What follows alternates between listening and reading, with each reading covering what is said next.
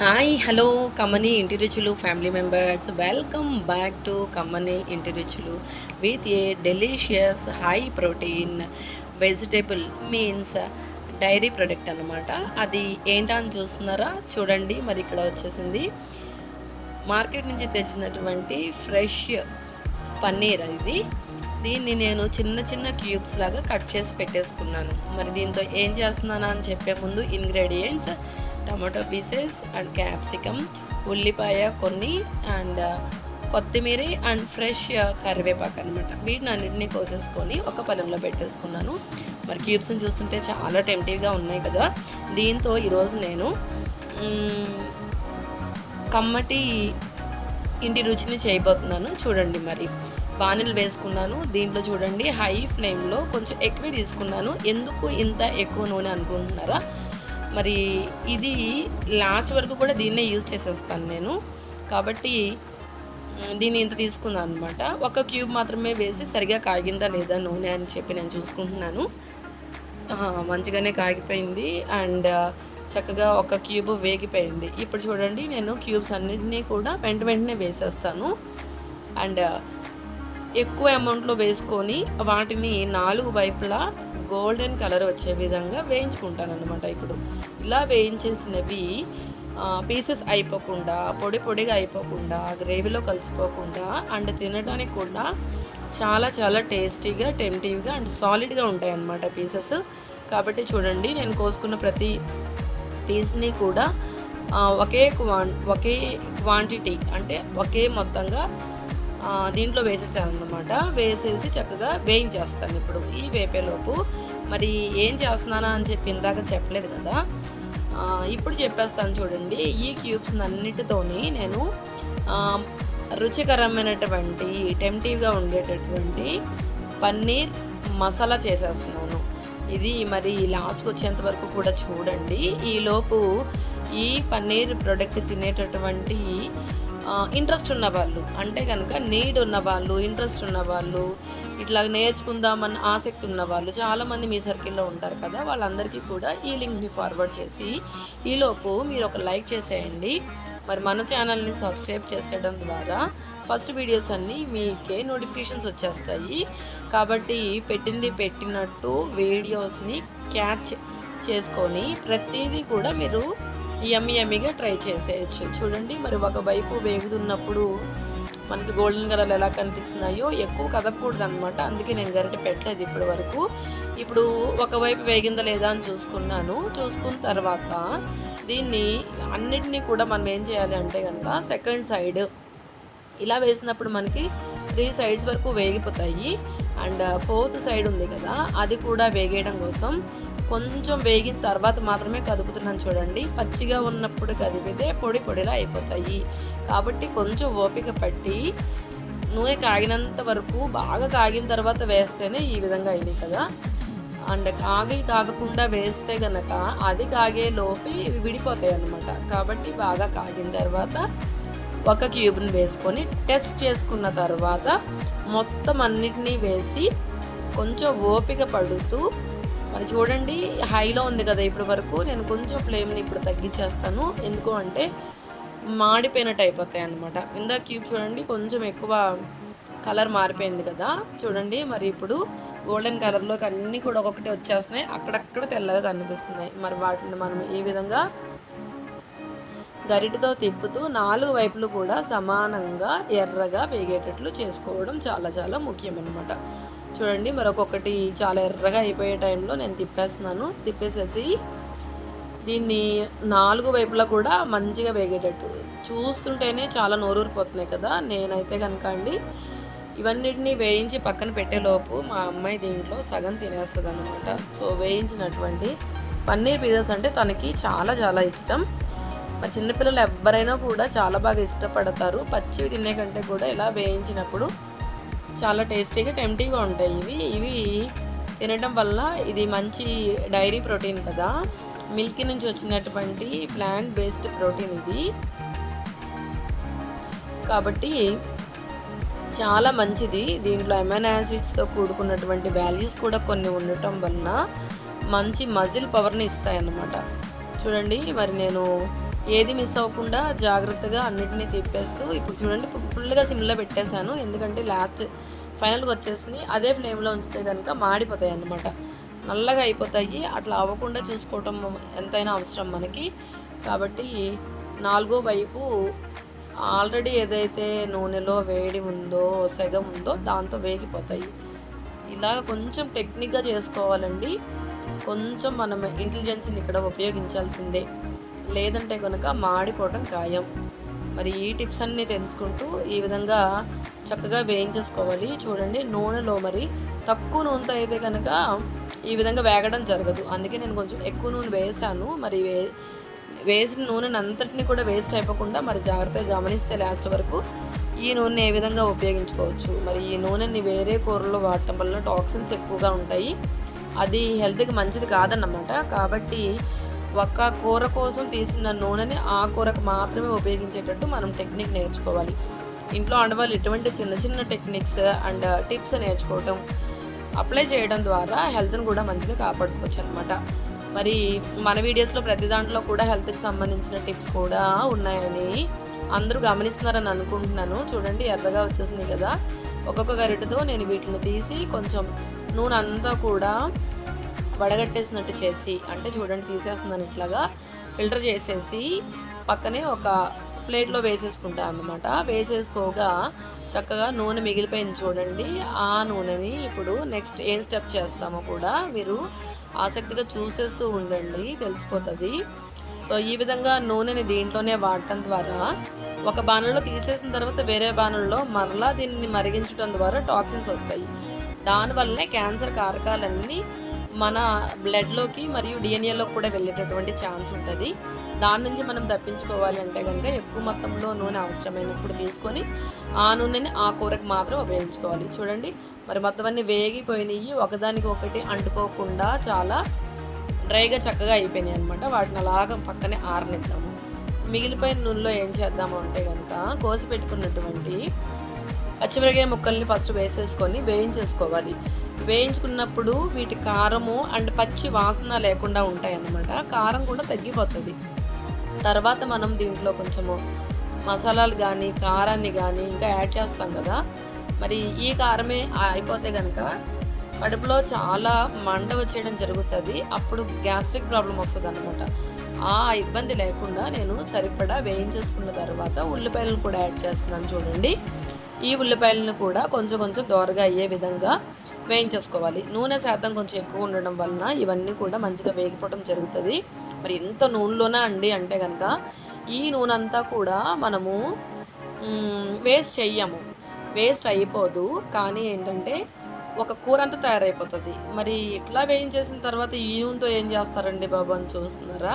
మరి ఈ నూనెను కూడా మనము ఈ కూరలోనే ఉపయోగించేటటువంటి చిట్కాలు నా దగ్గర చాలా ఉన్నాయి. ఇప్పుడు చూసేస్తారు మీరు. చూడండి సగం వేగిపోయింది కదా ఉల్లిపాయ ముక్కలన్నీ. ఇప్పుడు నేను ఏం చేశాను అంటే కొత్తిమీరని కూడా యాడ్ చేసుకున్నాను అనమాట. మరి కొత్తిమీర కోసుకున్నదంతా కాకుండా సగాన్ని మాత్రమే యాడ్ చేశానండి. సగం ఇంకా పక్కనే పెట్టుకున్నాను. గమనించండి, జాగ్రత్తగా వినండి. ఇలా చేసుకోవడం ద్వారా ఒకేసారి కోసి పెట్టుకున్నటువంటి కొత్తిమీర అండ్ ఉల్లిపాయలు ఇవన్నీ కూడా మన విడతల వారీగా వాడుతూ ఉంటాం దీంట్లో సగం సగము. మరి నెక్స్ట్ మళ్ళీ యాడ్ చేయడం ఉంటుంది. అది ఎప్పుడు ఎందుకు అనేది నేను ఆ సిచ్యువేషన్ వచ్చినప్పుడు ఎక్స్ప్లెయిన్ చేసేస్తాను. మరి ఈలోపు చూస్తూ ఉండండి. చూడండి అన్నీ కలిసి ఇట్లా వేగిపోయినాయి కదా. ఈ వేగిపోయిన వాటి చూడండి నూనెలు బుడగలు వస్తున్నాయి అంటే మంచి కాకి మీద నూనె ఉన్నట్టు అర్థము. అలాంటి నూనెలో వేగిపోయినటువంటి ఇవన్నీ కూడా చాలా టేస్టీ యాడ్ అవుతుంది అన్నమాట. కాబట్టి నేను ఇలా వేయించుకుంటున్నాను. మరి డీప్ ఫ్రై కూడా కాదండి, డీప్ అంటే కనుక మనకి చాలా బ్రౌనిష్ కలర్లో వచ్చేంత వరకు టైట్గా అయిపోయేంత వరకు వేయించడం. నేను అలా వేయించట్లేదు. ఇప్పుడు నేను ఏం చేస్తానంటే క్యాప్సికమ్ పీసెస్, ఎందుకంటే ఫస్ట్లో క్యాప్సికమ్ పీసెస్ మనం వేయక్కర్లేదు. ఫస్ట్లో వేయడం ద్వారా ఇవి త్వరగా బాయిల్ అయిపోతాయి అన్నమాట. క్యాప్సికమ్ కానీ టమాటో కానీ త్వరగా స్మాష్ అయిపోతూ ఉంటాయి నూనెలో. మరి ఇంత కాగిపోయిన నూనెలో ఇవి లాస్ట్లో వేసుకున్నా కూడా చక్కగా మగ్గిపోతాయి. ఇబ్బంది ఏమి ఉండదు, మనకేమి క్రిస్పీగా ఉండిపోవు. కాబట్టి లాస్ట్లో యాడ్ చేసేసుకొని వాటన్నిటితో వీటిని కూడా మగ్గేటట్టు కలిపేసుకుంటున్నాను. 4 వైపులా కలపకపోతే అంచులు వెంట ఉన్నటువంటి పీసెస్ అన్నీ మాడిపోయే ఛాన్స్ ఉంటుందండి. వన్స్ మొదలుపెట్టిన తర్వాత పొయ్యి దగ్గర నుంచి ఎక్కడికి వెళ్ళకుండా శ్రద్ధ పెట్టి చేసుకోవడం ద్వారా మంచి టేస్ట్ యాడ్ అయిపోతుంది. కాబట్టి మనం చూడండి నేర్చుకునేటప్పుడు కూడా చాలా శ్రద్ధగా ఎక్కడ ఏ బిట్ మిస్ అవ్వకుండా నేర్చేసుకుంటాము. చూడండి మళ్ళీ కుతకుతలాడుతూ ఉంది, అంటే చూడండి బబుల్స్లా వస్తున్నాయి. ఇప్పుడు ఏం చేస్తున్నాను అంటే కనుక కల్లుప్పు అన్నమాట. ఇక్కడ కూడా నేను సాల్ట్ ఏమీ యూస్ చేయట్లేదు. సాల్ట్లో సోడియం లెవెల్స్ ఎక్కువ ఉండటం వలన వచ్చేటటువంటి ప్రమాదాలు నేను ప్రీవియస్ వీడియోలో ఎక్స్ప్లెయిన్ చేశాను. మరి దాన్ని అలా చేయటం వల్ల ఆరోగ్యానికి చాలా ప్రమాదం. కాబట్టి కల్లుప్పు వేసేసుకున్నాను చూడండి. ఆ కల్లుప్పు అంతా కూడా ఇప్పుడు ఈ వేడిలో ఈ ఉడకబెట్టే దాంట్లో కలవడం ద్వారా కరిగిపోతుంది ఈజీగానే. కాబట్టి సాల్టే మనం వాడక్కర్లేదు, అది ప్రమాదం కాబట్టి అవాయిడ్ చేసి కల్లుప్పుని వేసుకొని ఈ విధంగా మొత్తం కూడా వేయించేసుకున్నాను. ఇలా వేయించుకున్న తర్వాత కూడా ఈ ముక్కలు ఏంట్రా బాబు నూనెలో తేలి ఆడుతున్నాయి, ఈదుతున్నాయి అని చూస్తున్నారా? ఏమీ భయపడకండి ఫ్రెండ్స్. ఆ నూనెను కూడా మనం ఇంకా ఏ విధంగా యూజ్ చేస్తామో చూద్దాము. ఎందుకంటే ఈ విధంగా వేగినప్పుడు చాలా టేస్ట్ వస్తాయి. డీప్ ఫ్రైస్ చేసుకొని డీప్ ఫ్రై అయిన తర్వాత తిన్నప్పుడు దాంట్లో ఫైబర్స్ ఏమీ ఉండవన్నమాట. ఎంత మంచి కూర మనం వండినప్పటికీ అప్పుడు అది ఇండైజెషన్కి కారణమవుతుంది. అలాగ తినటం ద్వారా గ్యాస్ ప్రాబ్లమ్స్ వస్తాయి. కానీ ఈ విధంగా ఎక్కువ నూనెలో వేయించుకొని హాఫ్గా ఫ్రై చేసుకున్న తర్వాత తీసివేసిన వాటికి అంత ఎఫెక్ట్ ఉండదు. ఎందుకంటే దీంట్లో న్యూట్రియంట్స్ ఎంతో కొంత మిగిలి ఉంటాయి, అంటే పోషక పదార్థాలు అన్నమాట, విలువలు అన్నమాట, మైక్రో వైటమిన్స్ అంటారు కదా అవన్నమాట. కాబట్టి ఇలా ఏమీ మనకి అంత ప్రమాదం లేదు, వేయించుకోవచ్చు అన్నమాట. కాబట్టి చూడండి ఇగురులాగా పల్చగా అవుతోంది, బట్ ఇది ఇగురైతే కానే కాదు, కుర్మా టైప్లో వస్తుంది. అది ఏ విధంగా వస్తుందో కూడా నేను ఇప్పుడు మీకు నీట్గా చూపించేస్తాను. మరి ఇప్పుడు అన్నీ వేగిపోయినాయి చూడండి, చాలా ఫ్రై అయిపోకుండా మంచిగా దోరగా వేగినాయి అన్నమాట. చూస్తేనే చాలా టెంప్టింగ్గా అందంగా ఉన్నాయి కదా. మరి ఈ విధంగా ఉంచేసుకుంటే కనుక మనకి అస్సలు గ్రేవీ అనేది తినబుద్ధి కాదండి. మరి మంచి మంచి రెస్టారెంట్స్లో చేసినటువంటి లుక్ కానీ టేస్ట్ కానీ రావు. సరిగ్గా వేగినాయో లేవో అని ఇప్పుడే చూశాను కదా. చూసిన తర్వాత నేను ఏం చేస్తున్నానంటే ఇంకొంచెం వేగాలి కాబట్టి ఇంకాసేపు కలుపుతున్నాను అనమాట.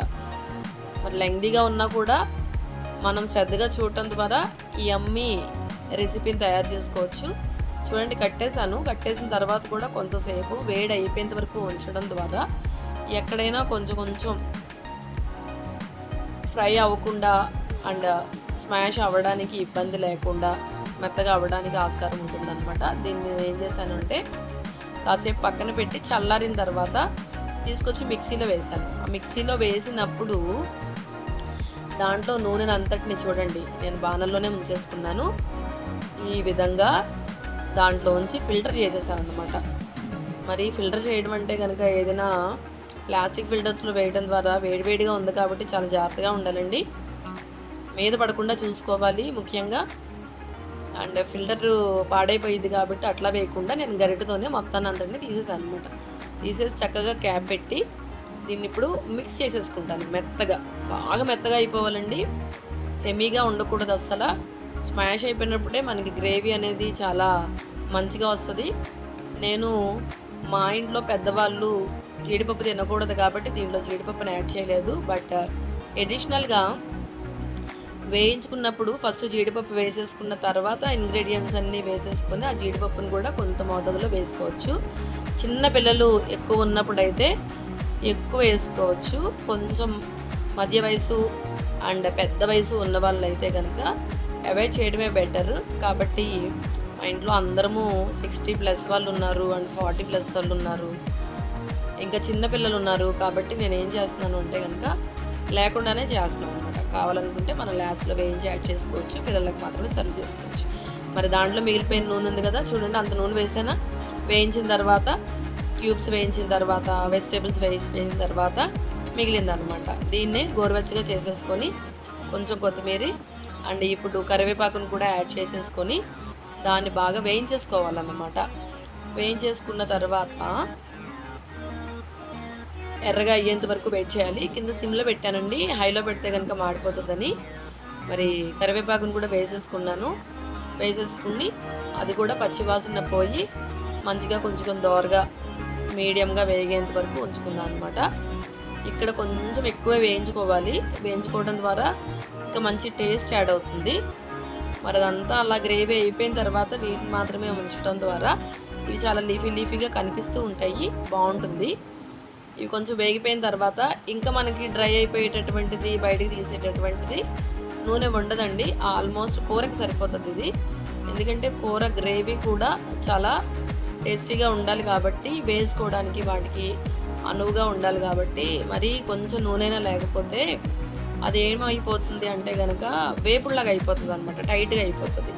అలా కాకుండా నేను కొలత ప్రకారము ముందు తీసుకున్న నూనెని స్టెప్స్ వైజ్ యూస్ చేసిన తర్వాత మిగిలిపోయిన దాంట్లో చక్కగా ఈ విధంగా వేయించేసుకున్నాను. ఇలా వేయించేసుకున్న వాటిని ఇక్కడ మనము మిక్సీలో చేసి పెట్టుకున్నాం కదా పేస్ట్, వెజిటేబుల్స్ అన్నీ చక్కగా వేయించి పేస్ట్ చేశాను. వేస్ట్ అవ్వకుండా చూడండి, క్యాప్కున్న పేస్ట్ని కూడా ముందే నేను మొత్తము చక్కగా కలెక్ట్ చేసేసాను అనమాట. చేసేసి మిక్సీ గిన్నెలో వేసేసుకొని ఆ మిక్సీ గిన్నెలో ఉన్నటువంటి చక్కటి మెత్తటి పేస్ట్ ఇది. ఈ పేస్ట్ని అంతటిని నేను స్పూన్తో తీస్తూ మధ్యలో ఏం చేస్తాను అంటే కనుక కొంచెం వాటర్ని కలిపేస్తాను. చూడండి, చాలా ఇంట్లో వేడిగా ఉంది కాబట్టి బ్లోయర్ వేసేస్తున్నాము. వేసేసి దీని నుంచి మొత్తం వేడంతా బయటికి వెళ్ళిపోతుంది అనమాట చిమ్ని. అదంతా నేను ఆన్ చేసి వచ్చాను. చక్కగా రెడ్డిష్గా వేగిపోయినాయండి. ఆల్రెడీ కాగిపోయిన నూనె కాబట్టి ఆ విధంగా కనిపిస్తూ ఉండొచ్చు. చూడండి, ఇప్పుడు పేస్ట్ ఉంది కదా, పేస్ట్ని ఏం చేశాను అంటే కనుక తీసుకొచ్చి వేయించుకున్నటువంటి లీవ్స్లో అంటే కరివేపాకు అండ్ కొత్తిమీరలో వేసేసుకున్నాను. మరి లాస్ట్లో కూడా కొంచెం వాటర్ వేసాను. ఇంకా వాటర్ పడతాయండి, కాకపోతే కొంచెం వేడైన తర్వాత దీంట్లో బాగా చల్లారిపెట్టిన తర్వాత మిక్సీలో వేసాం కదా, చాలా చల్లగా అయిపోయి టైట్ అయిపోతుంది అది. కాబట్టి కొంచెం వాటర్ వేసిన తర్వాత దీన్ని గోరువెచ్చగా కొంచెం వేడిగా అయ్యేంత వరకు కొంచెం వాటర్ వేసి కలిపాను. తర్వాత అల్లం వెల్లుల్లిపాయ పేస్ట్ని యాడ్ చేసుకుంటున్నానండి. మరి బాగా పలుచగా చేసిన తర్వాత దీన్ని యాడ్ చేయడం ద్వారా పచ్చివాసన వస్తుంది, దీంట్లోనే కలిసిపోయేటట్టు. చూడండి, మరి గ్రేవీ ఇట్లా వైట్గా ఉంటే ఎవరైనా ఇంట్రెస్ట్గా తింటామా? కానీ కాదు, ఇది పేస్ట్ మాత్రమే. తర్వాత సరిపడినటువంటి పసుపుని అండ్ తర్వాత కారాన్ని, మరి కారము మన ఇష్టం అండి, మన ఇంట్లో ఉన్నదాన్ని బట్టి. మాదైతే కలర్స్ లేదంటే ప్రిజర్వేటివ్స్ లేకుండా మా అమ్మగారే ఇంట్లో న్యాచురల్గా ఆడించినటువంటి కారం అండి. మరి ఇప్పుడు ఇంకా మనకి తప్పదు కాబట్టి, ఎందుకంటే ఈ టైంలో కల్లుప్పు వేస్తే మనకి గరగరలాడుతూ క్రిస్టల్స్ ఉండిపోతాయి కాబట్టి ఇప్పుడు సాల్ట్ యాడ్ చేసుకుంటున్నాను. ఎందుకంటే మన అవసరాన్ని బట్టి వాడకని పెంచడం తగ్గించడం తప్పదు. మరి ఈ సాల్ట్ని మనము మొత్తం కూర అంతా అయిపోయిన తర్వాత కలుపుకోకూడదు, అందుకని ఇప్పుడు నేను వేసేసాను. వేసిన తర్వాత వీటిని చూడండి కలిపేశాను. ఇందాక తెల్లగా ఉన్న గ్రేవీ అంతా కూడా చూడండి చాలా కలర్ఫుల్గా తయారైపోయింది కదా. మరి బాగా టైట్ అయిపోతుంది. మళ్ళీ దీంట్లోనే మనము ఈ పన్నీర్ క్యూబ్స్ ఏవైతే ఉన్నాయో వాటిని అన్నింటినీ కూడా ఉడికించుకోవాలి కాబట్టి పల్చగా చేసుకున్నాను. ముందే చెప్పేస్తున్నాను మీకు, ఎందుకంటే అర్థం అవ్వాలి కదా. కాబట్టి చాలా పల్చగా వాటరిష్గా చేసుకున్నటువంటి ఆ గ్రేవీలో చక్కగా వేయించేసుకున్నటువంటి చూడండి సగం అయిపోయినాయి. మరి చాలా ముక్కలు ఉండేవి, పిల్లలు అటు ఇటు తిరుగుతూ తినేస్తారండి.